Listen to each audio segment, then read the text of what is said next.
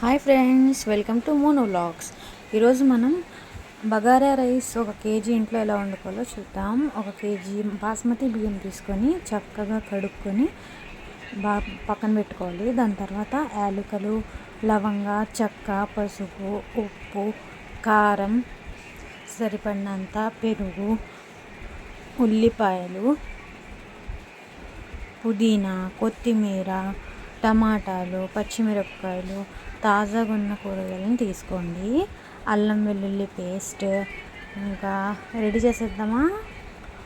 Okay, ఒక పెద్ద డేక్షన్ పెట్టుకొని అందులో 2 చెంచాల నెయ్యి, ఇంకా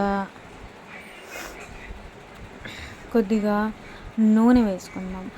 నెయ్యి వేస్తే మనకి టేస్ట్ అన్నది చాలా బాగుంటుంది బగారా రైస్లో. అంతేకాదు, బగారా రైస్లో నెయ్యి వేయడం వల్ల వచ్చే స్మెల్ చాలా అంటే చాలా బాగుంటుంది అనమాట.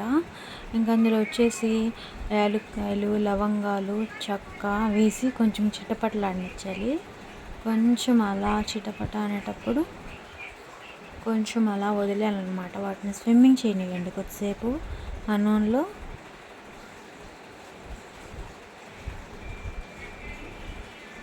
చూసారా? దాని తర్వాత ఉల్లిపాయ ముక్కలు వేసేద్దాం. మనం కట్ చేసుకొని పెట్టుకున్నవి ఉల్లిపాయలు ఈ షేప్లో కట్ చేసుకుంటే ఏంటంటే త్వరగా కాలకుండా నీట్గా ఉంటాయి అన్నమాట. కొంతమంది చిన్న చిన్నగా కోస్తారు. అలా కోయటం వల్ల త్వరగా ఉల్లిపాయలు అన్నవి మాడిపోతాయి అన్నమాట. అలా ఎప్పుడు మనం చేసుకోకూడదు. ఇలా బారు కోసుకోవడం వల్ల ఉల్లిపాయలు అనేవి త్వరగా కాలుకోకుండా ఉంటాయి అన్నమాట. చూడండి, బయట వర్షం పడుతుంది, అందుకే పలావ్ చేసుకుందామని మేము కూడా రెడీ చేసుకున్నాం అన్నీ. ఎంత కూడా పట్టలేదు టైం, ఒక 1 అవర్లో అయిపోయింది ఇదంతా ప్రాసెస్. ఇదిగోండి, చూసారా? ఇలా కొంచెం రెడ్డిష్ కలర్లో వచ్చిన తర్వాత గోల్డెన్ బ్రౌన్ కలర్లో అందులో కొద్దిగా కాజు వేసుకుందాం. టొమాటోస్ ఇంకా పచ్చిమిర్చి అవి కూడా వేసుకుందాం. కొంతమంది కాజు అన్నది ఫస్టే వేసేస్తారనమాట. కాజు ఫస్ట్ వేయటం వల్ల కాజు అన్నది కాలిపోతుంది, అది మాడిపోయిన వాసన వస్తుంది అనమాట. కాజు అప్పుడు తినలేము. అదే ఇలా వేస్తే కనుక కాజు అన్నది అసలు కాలదనమాట. కావాల్సి వస్తే మీరు మొత్తం పలావ్ అయిపోయిన తర్వాత కూడా కాజు అన్నది చూస్తే చాలా అంటే చాలా బాగుంటుంది కాజు. ఇప్పుడు అందులో కొంచెం కొత్తిమీర, పుదీనా 2 వేసేసుకుందాం. కొత్తిమీర, పుదీనా సేమ్ క్వాంటిటీలో ఉండాలండి. ఎందుకంటే దాని ద్వారా కొంచెం మంచి ఫ్లేవర్స్ అన్నీ ఉంటాయి. పుదీనా ఎక్కువ వేసేస్తే పుదీనా ఫ్లేవర్ వచ్చేస్తుంది మనకి. అదే కొత్తిమీర ఎక్కువ వేసేసామనుకోండి, కొత్తిమీర ఎక్కువ ఫ్లేవర్లా అనిపిస్తుంది. అలా కాకుండా పుదీనా అన్నది ఎక్కువ వేసుకుంటే పుదీనా ఫ్లేవర్ అని, కొత్తిమీర ఎక్కువ వేసుకుంటే కొత్తిమీర ఫ్లేవర్ వస్తుంది. అలా కాకుండా ఈ 2 వేసుకొని కొద్దిసేపు మూత పెట్టేసుకొని పక్కన పెట్టేసుకుందాం. దాని తర్వాత అందులోకి కొంచెం అల్లం వెల్లుల్లి పేస్ట్ వేసుకొని ఒక 3 చెంచాలు మళ్ళీ చక్కగా కలుపుకుందాం. ఏంటి ఇవన్నీ రివర్స్ ప్రాసెస్లో చెప్తుంది? ఫస్ట్ అల్లం వెల్లుల్లి పేస్ట్ కదా కలుపుకోవాల్సింది అనుకునేను. ఎప్పుడు ఫస్ట్ అల్లం వెల్లుల్లి పేస్ట్ అనేది కాలిస్తే అడుగు అంటిపోయిద్ది అనమాట. అల్లం వెల్లుల్లి పేస్ట్ ఎప్పుడు అలా చేయకండి మీరు. ఇలా వేసి బాగా కలుపుకొని పక్కన పెట్టుకుంటే కొంచెం రెడ్డిష్ కలర్ వస్తుంది, కానీ మీరు కావాల్సి వస్తే అడుగు అంటకుండా ఉండడం బాగా గమనిస్తారు. ఇప్పుడు చూడండి, ఎక్కువ ఉంటుంది. అదే ఫస్ట్ మనం అల్లం వెల్లుల్లి పేస్ట్ వేసి ఉంటే కనుక ఖచ్చితంగా అడుగు అనేది అంటిపోయిద్ది, నల్లగా అయిపోయిద్ది. ఇప్పుడు చూడండి, అస్సలు అవ్వదు అనమాట. అలా కొంచెం లో ఫ్లేమ్లో పెట్టుకొని అలాగా వదిలేద్దాం. కొంచెం అవన్నీ దగ్గరికి వచ్చిన తర్వాత అందులోకి కొంచెం పుల్లటి పెరుగు ఒక 2 టేబుల్ స్పూన్ 3 టేబుల్ స్పూన్ వేసుకుంటే టేస్ట్ అన్నది బాగుంటుంది. అన్నీ వేసిన తర్వాత మళ్ళీ ఒకసారి గిర్రా గిర్రా గిర్రా అని తిప్పేద్దాం. ఏమంటారు? ఇదంతా అయిన తర్వాత మూత పెట్టి తీస్తే చూడండి పొగలు ఎలా వస్తున్నాయో, మేఘాల్లో ఉన్నట్టుంది కదా. మళ్ళీ చక్కగా కలుపుకుంటూ ఉండాలి మధ్య మధ్యలో. అలాగే పెట్టి వదిలేస్తే ఇంక పలావ్ కాదు మనకు వచ్చేది, మాడిపోయిన అన్నం వండుకోవడమే. ఇంకా అది పక్కన పెట్టేసి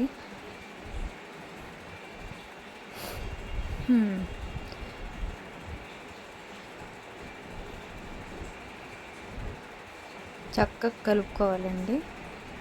చూసారా జీడిపప్పు అసలు కాలేదు, ఎంత చక్కగా కనిపిస్తుందో మనకి. ఇంకా అందులో కేజీ రైస్ తీసుకున్నాం కాబట్టి 1.5 సేమ్. మీరు గ్లాస్తో తీసుకుంటే గ్లాసు, దేంతో తీసుకుంటే దాంతోనే 1.5 అన్నది వాటర్ పోయండి. మీరు ఫుల్ తీసుకుంటే 1.5, అదే హాఫ్ తీసుకుంటే ఫుల్ ఆఫ్ వాటర్ అనమాట. హాఫ్ గ్లాస్ తీసుకున్నారనుకోండి, ఫుల్ గ్లాస్ వాటర్ వేయాలి. అదే ఫుల్ గ్లాస్ తీసుకున్నారండి, 1.5 అన్నది వాటర్ వేసి ఉప్పేసి కలిపేసి పక్కన పెట్టేయాలి. ఇంతలో మనకు ఫుల్గా ఆకలేసేస్తుంది అనమాట. ఆ సరేలే ఫ్రిడ్జ్లో పుచ్చకంది వేసేద్దామని చెప్పి తీసి కోసేసామన్నమాట. ఇంతలోకి మా అక్కలమ్మ వచ్చింది, లప్ప లప్ప లాగిచ్చేస్తుంది చల్లగా ఉందని చెప్పి. మళ్ళీ వచ్చేసినామండి మేఘాలు. ఇప్పుడు పక్కన పెట్టుకున్నాం కదా రైస్, తీసేసి చక్కగా నీళ్ళు లేకుండా ఆ రైస్ అంతా వేసేద్దాం అందులోకి. వేసామో లేదో ఇప్పుడు చూడండి ఎలాగ ఇద్దాం నీట్గా. ఎప్పుడు మనం కొంచెంసేపు ముందులో అనేది రైస్ వాష్ చేసి పెట్టుకుంటే చాలా ఆ రైస్ యొక్క నాణ్యత అనేది పెరుగుతుందండి. ఎప్పుడు అంటే ఆ రైస్ ఉబ్బుతుంది. అంతా పెట్టేసిన తర్వాత ఒకసారి మూత పెట్టేసి 5 మినిట్స్ తర్వాత ఓపెన్ చేసి చూస్తే చూడండి కొంచెమే వాటర్ ఉంటాయి. కొంచెం వాటర్ ఉన్నప్పుడే చూడండి ఎంత మంచి స్మెల్ వచ్చింది. ఇంకా అంతా సరి చేసేసుకొని అందులోకి కొంచెం కలర్ యాడ్ చేసుకుందాం. కలర్ యాడ్ చేసుకునే వాళ్ళు యాడ్ చేసుకోవచ్చు, లేకపోతే లేదు. యాడ్ చేసుకుంటే ఏంటంటే కొంచెం కలర్ఫుల్గా నీట్గా ఉంటుంది అన్నమాట.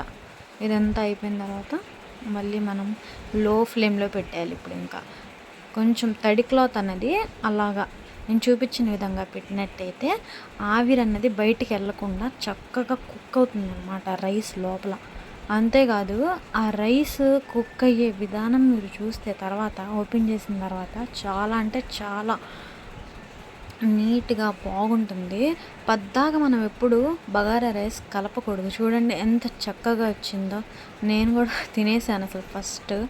ఎంత టేస్టీగా ఉందంటే అసలు ఇంకా వీడియో కూడా తీసుకోకూడదు అనుకున్నాను, కానీ మీకు చూపించాలి కదా అందుకే తీసుకున్నాను. Please subscribe my channel.